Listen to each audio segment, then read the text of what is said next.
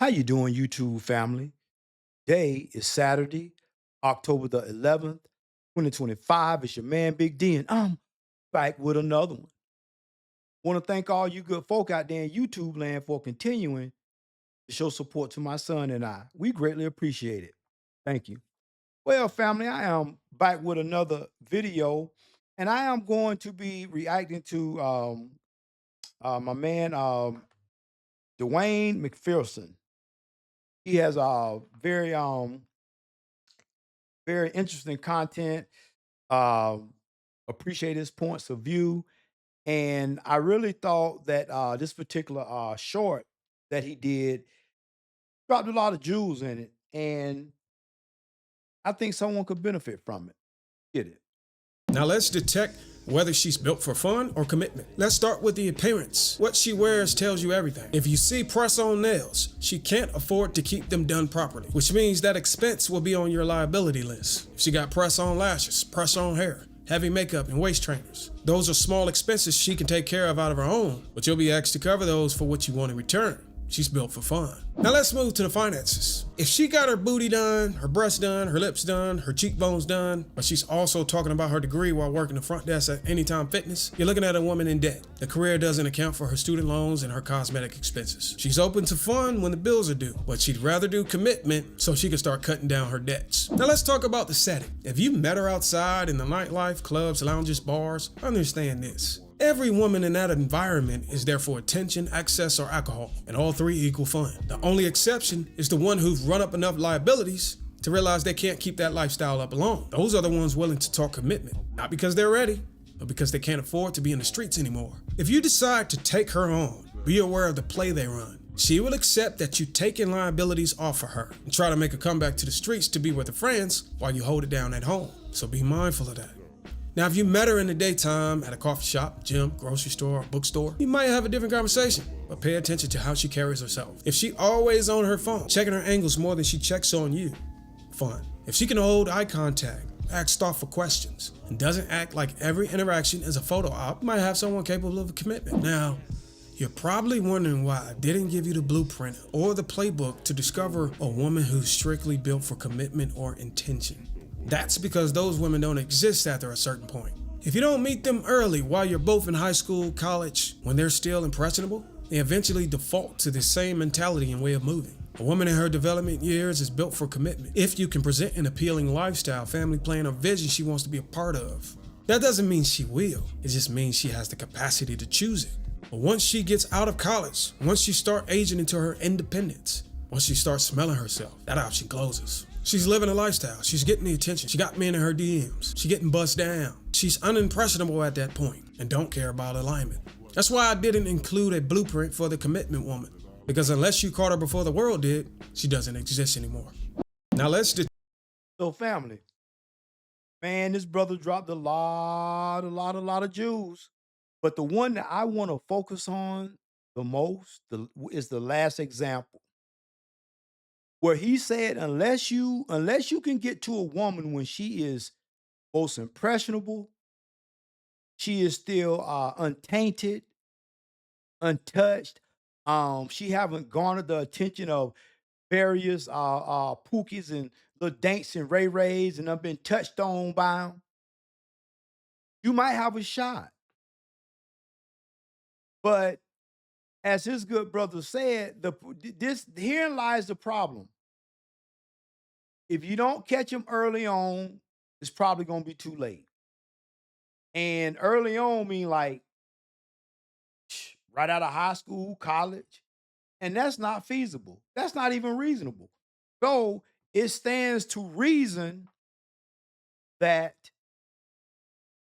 if you run into the type of woman that he was talking about later on in life, maybe when she 25, 30, 35, 40, yeah, it's kind of, I don't know, family. It will be very, very difficult to get her to get on your program because she's been out there in them streets too long.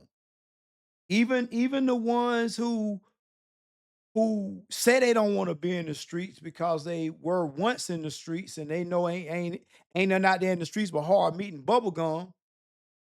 Even those ones that recognize that, they still don't want to face the fact that they were still out in the street. And them little bad habits that you picked up when you was out in the streets with them other dudes, them other busters. Now, this dude right here that you allegedly care about and that you want to be with, now you're gonna bring those problems back to him. And that in turns correlates to an interruption of somebody's peace. See, there's a mindset that, well, if men can go and, F around with multiple women, well, hey, women can do it too. Women's liberation, yeah, we can, if y'all can do it, we can go and let go pounce from meat to meat. But what you don't understand is, ladies, when you pounce from meat to meat, and particularly if you don't wear condoms, that person is leaving a little bit of essence with you when he's no longer around. So, notwithstanding how, we got some girls out here who, 20 dudes, 20 bodies ain't nothing. 40 bodies ain't nothing. And we talking about when they like in their 30s and 40s, man, man, listen, I'm telling you, 50 bodies ain't nothing for certain types of women.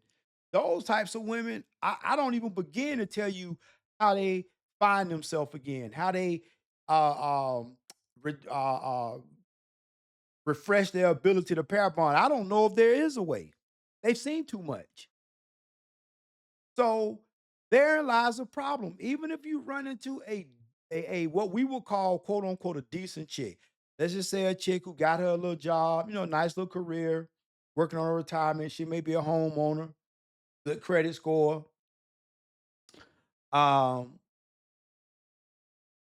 you know, see the value in linking up with a decent dude. But the problem is that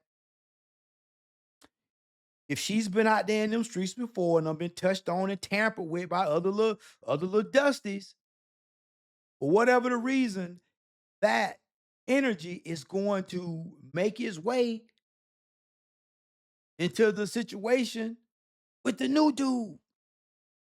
That's gonna cause an interruption of peace. See, women always, it's like this, ladies.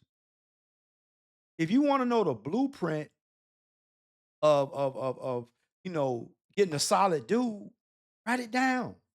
Write down what you want him to do. Write it down. You want him to be handsome, fit, make six figures a year, or 200,000 a year, whatever. Um, want him to have excellent credit. You want him to be a homeowner. Write it all down.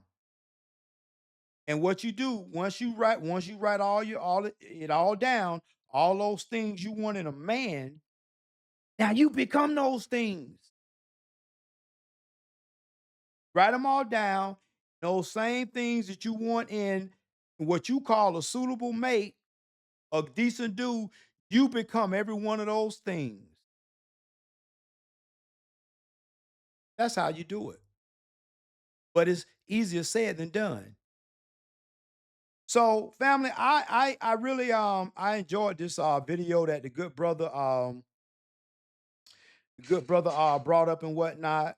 And Dwayne McPherson. I really enjoyed the video, man. This brother, he got some excellent content. You all should go check him out. And he always bringing up some valid points, man. Valid points. And these conversations need to be had more often because I'm still seeing men falling prey to bullshit. And it's just the BS. The BS expands to all levels. It really does. So that's just the way it is nowadays, family. But what y'all think about what my man had to say in the video, giving his thoughts and his talking points?